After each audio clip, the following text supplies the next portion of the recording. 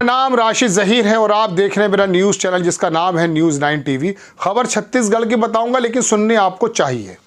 वजह उसकी यह है कि छत्तीसगढ़ का चुना हुआ मुख्यमंत्री दिल्ली में आकर अगर अपनी रुदाद बताने लगे और बताने ये लगे कि संस्थान किस प्रकार से उत्पीड़ित कर रहे हैं लोगों को, तो खबर तो बनती है। आपको मालूम है ED Sanjay Mishra supreme court किस प्रकार से उनको रिलीफ मिला, 3 बार एक्सटेंशन मिला। सितंबर 15 में उनका वक्त खत्म हो रहा। सुप्रीम कोर्ट ने कहा आपके पास कोई और अधिकारी नहीं है, सिर्फ यही एक ऐसा काबिल अधिकारी मिला है आपको। लेकिन उसके उतर जाते हुए अब तो नई बात यह है, मैं आपको बता दूं, खबर तो मैं सुनाऊंगा भूपेश बघेल की आपको और वहां पर जो छापे लगे हैं उसकी। लेकिन वहां होने यूं लगा कि सीबीआई और ईडी को मिला करके एक ऐसा बनाया जा रहा है वेंचर जिसकी सारी जिम्मेदारी संजय मिश्रा को दी जानी है। संजय मिश्रा इतने इंपॉर्टेंट क्यों हो गए, ईडी क्यों हो गए? वजह एक पत्रकार कह रहे थे कि 2018 से लेकर 2023 के बीच में 3 हैट्रिक मार चुके हैं। किसमें? मध्य प्रदेश की सरकार गिराने का आरोप, कर्नाटक की सरकार गिराने का आरोप और महाराष्ट्र के अंदर शिवसेना की मजबूत सरकार गिराने का आरोप। ये एक बहुत बड़े पत्रकार कह रहे हैं, मेरी जबानी नहीं है।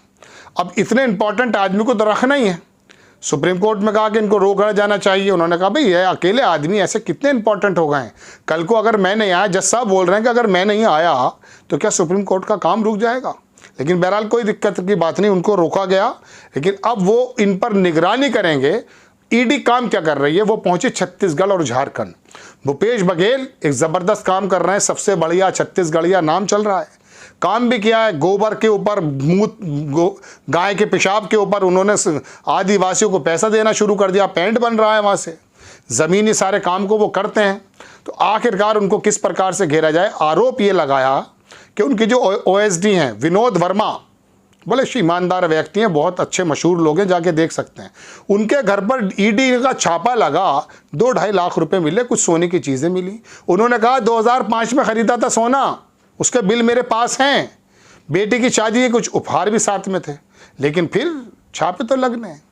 वो इसी वजह से भूपेश बघेल दिल्ली आए और प्रेस कॉन्फ्रेंस की। आखिरकार चुना हुआ मुख्यमंत्री अगर संस्थानों के खिलाफ आकर के इस प्रकार से बात करने लगे, ये एक चिंता का विषय है। हिंदू मुस्लिम की कब्रिस्तान शमशान की राजनीति में इतने ज़्यादा अंधे होने की ज़रूरत नहीं है दोस्तों, कि जिसकी वजह से हमारे जो ढांचा है ना वो ही खतरे में आ जाए। 2024 में जिस प्रकार की संभावनाएं बताई जा रही हैं, अगर ये तमाम चीज़ें जो बिखरी हुई हैं, अगर ये इकट्ठी हो गई, कुछ लोगों के हाथों में आ गई, तमाम संस्थाएं, तमाम जितनी भी मैं कह सकता हूँ पिलर्स अगर इनके हाथों में आ गए ना, किसी भी एक सरकार के, निरंकुश होने में देर नहीं लगा करती है। बिखरे हुए लोग होंगे, ज़्यादा लोग होंगे, ज़्यादा लोगों के हाथ में जिम्मेदारी होगी तो मुश्तरका फैसले होंगे। एक तरफा अगर होने लगेगा तो फिर क्या होगा? फिर नुकसान कहीं ना कहीं जनता को होगा। अभी तो आप सोच रहे हैं ना कि उसके घर में आग लग रही तो लगने, तो हमारे घर में क्या लग होगा?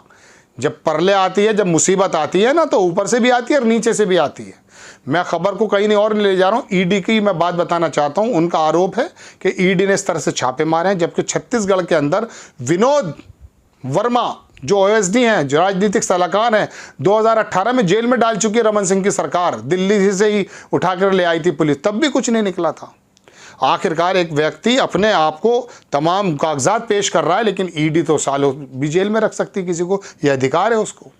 तो क्या संजय मिश्रा को इसलिए इंपॉर्टेंट व्यक्ति समझा जाता है कि सुप्रीम कोर्ट के अंदर भी जाकर के उसकी जो है वकालत की जाती है, उसके कफील बन जाते हैं आप? आखिर ये गलत हो रहा है या सही, इसका तो अंदाज़ा आप कीजिए। लेकिन चुनी हुई सरकारों को इस प्रकार से उत्पीड़ित करना कि जब विपक्षी ही लोगों पे 95% छापे लगेंगे और सरकार में कुछ होगा नहीं।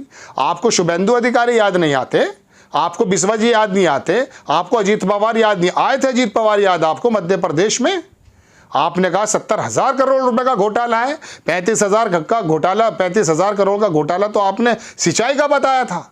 लेकिन जैसे एनसीपी तोड़ के आपके साथ आए, आपने डिप्टी सीएम बना दिया। फिर ये ईडी कहाँ चली जाती है? ये इन लोगों को नारायण राणे नजर नहीं आते? इन लोगों के भी ऊपर तो आरोप हैं, इनको उत्पीड़ित क्यों नहीं किया जाता? भले क्लीन चिट मिल गई हो, अब ये कन्विक्शन रेट जो है, मनी लॉन्ड्रिंग एक्ट जो है ना, MPLA, इसके अंतर्गत दर्शकों सिर्फ 23 केसेस में कन्विक्शन हुआ है, और वो भी विपक्षी के तमाम 100 करोड़ रुपए पर जो है अनिल देशमुख मुख्यमंत्री, वो जो थे गृह मंत्री शायद महाराष्ट्र के, उनके ऊपर आरोप लगा, 4.5 करोड़ की जांच हुई, 1 करोड़ रुपया निकला।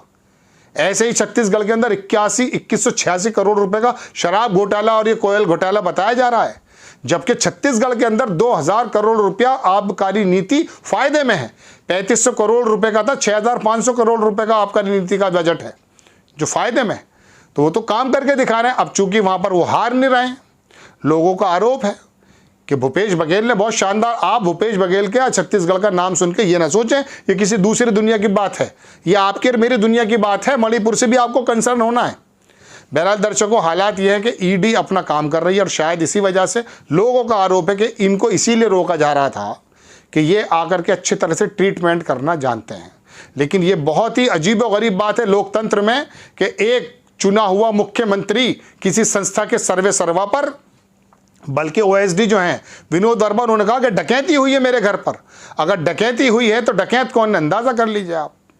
दर्शकों, ये खबरें आपको जाननी चाहिए कि वो छत्तीसगढ़ हो या मध्य प्रदेश, कर्नाटक हो या मणिपुर, ये हमारे देश के हिस्सा हैं। अगर विपक्षी लोग यहाँ हुकूमत कर रहे हैं तो इसका मतलब ये नहीं है कि ईडी और सीबीआई की वजह से तर्क के माध्यम से उनको उत्पीड़ित किया जाए। आपको प्रजातांत्रिक तरीके से लड़ना है। जब आपकी आइडियोलॉजी काम नहीं कर रही, आपको प्रजातांत्रिक तरीके से काम नहीं कर पा रहे हैं, तो ईडी का सीबीआई का सहारा लेने लगे हैं। अगर ये वाकई गलत भी है तो फिर ये तो बताइए, 4-6 लोगों के नाम मैंने अभी लिए हैं, ये लोग कौन से जेल में चले गए? इन लोगों का नाम क्यों नहीं आ रहा है? मैंने अभी बताया ना अजीत पवार के बारे में, तो प्रधानमंत्री जी खुद ही अभी 27 मुख्यमंत्री बनने से 5 दिन पहले जब डिप्टी सीएम बने कह रहे थे कि छोड़ा नहीं जाएगा, 35,000 करोड़ का घोटाला है। जैसे आपके साथ आए सब सही हो गए। आपको खबर कैसी लगी दर्शकों, अपनी राय कमेंट्स बॉक्स में जरूर दीजिए। चैनल को सब्सक्राइब कीजिए, शेयर कीजिए। नेक्स्ट टाइम मैं किसी खबर के साथ आता हूं। जय हिंद।